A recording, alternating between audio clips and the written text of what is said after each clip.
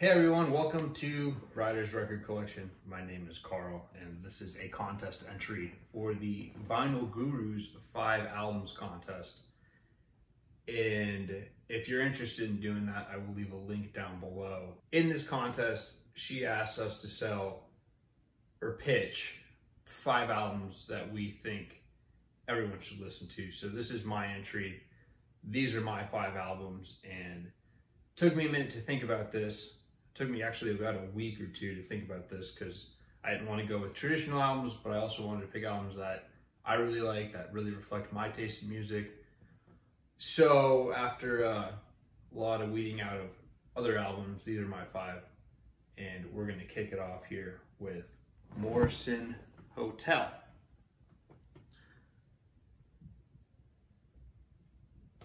Morrison Hotel is the 5th studio album by The Doors, released in 1970, so it's actually turning 50 this year in 2020. And it was released after the Soft Parade. It's a coming back to their original sound. That original sound being their psychedelic blues rock that they did so well. And this is just a true return to form. I mean, the tracks on this album are real. Roadhouse Blues is an essential classic rock song. Waiting for the Sun dips into psychedelics, or psychedelia, which obviously the Doors do really well. If you haven't heard the Doors, great psychedelic band. You Make Me Real is just a rockin' rock song. Peace Frog, and then it fades into Blue Sunday. Peace Frog is just a really cool song based on a poem by Jim Morrison, and Blue Sunday is a really slow, down-tempo, mellow love song. Sort of psychedelic, more of just a mellow song. Ship of Fools is the scathing review of The World. The album's actually split into 2 titles. It's side 1 is Hard Rock Cafe, so those 6 tracks were side 1. And then side 2 is Morrison Hotel, the name of the album. But Land Ho, just a rock song. The Spy could be an intro to a James Bond song, just a super jazzy, psychedelic rock masterpiece that you can picture the trailer to a James Bond movie. Queen of the Highway, another rock song that's just great. Indian Summer, really weird, psychedelic, mellow song. And then Maggie McGill, great album. If you get it on vinyl, or you listen to it on vinyl, or you choose to listen to it on vinyl, you'll have a nice gatefold. But definitely recommend checking this out. The next album is The Clash, Combat Rock, and it is The Clash's 5th studio album, released in 1982. And if you've never heard of The Clash, they're a punk rock band, but I want you to forget everything you know about a punk rock album or a punk rock band. This is The Clash get weird. This is new wave, punk rock, dance rock, rap, just all sorts of things. And it's got another killer track list. Know Your Rights, great punk rock song. Car Jam, kind of a funk song. Should I Stay or Should I Go, another rock song. Rock the Casbah, great song. And this isn't even all the tracks on side 1. Straight to Hell, play that song and you will recognize that melody instantly. Somebody used it, made it into a great song. Overpowered by Funk, a funky, weird song. Sean Flynn, like a spoken word world song. Death is a Star, Ghetto Defended. I mean, this isn't even all the tracks, but this album, you gotta check it out because it's so funky, it's so weird. No song is exactly the same. And that was another thing that I tried to do. I wanted to pick albums where each song was a little bit different from the last one, and this one is the prime example of that.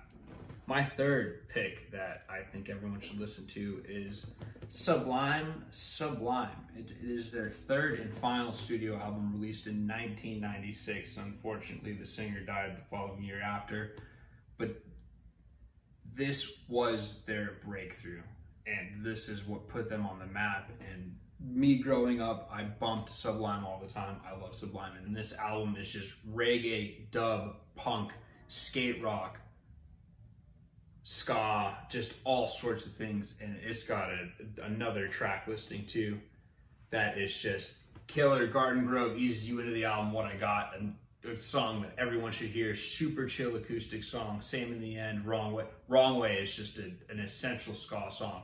This isn't even all the tracks on side 1. Side 2 starts out with Santeria. I guarantee you've heard that in a bar somewhere, and if you like that kind of music, this is a diverse band that's awesome for it. Jailhouse and Pawn Shop, or Paddle Out, just, I mean, punk rock with elements of surf rock and reggae, and just so much stuff on these 2 LPs, these 4 sides, is unreal. Caress Me Down, Doing Time, which Lana Del Rey cover, did a very good job with, but check this album out. It's awesome. If you do get it on vinyl, it is a nice gatefold. But I love Sublime, and no matter where you are, it's just killer music, so I definitely suggest checking this album out. My next pick that I think everyone should listen to is not really in the same vein. Actually, it's not in the same vein of the rest of these at all, but it is Amy Winehouse, Back to Black. This came out in 2006, and if you haven't heard of Amy Winehouse, she is tragically a member of the 27 Club, but when she was making music, she brought back a whole new kind of music that the radio had not had in a long time. Soul, old R&B, jazzy tunes. And I guarantee you know the title track, Back to Black. You probably know the song Rehab, but all of these other songs that make up the rest of the album, Me and Mr. Jones, Love is a Losing Game, Tears Dry on Their Own, He Can Only Hold Her, You Know I'm No Good.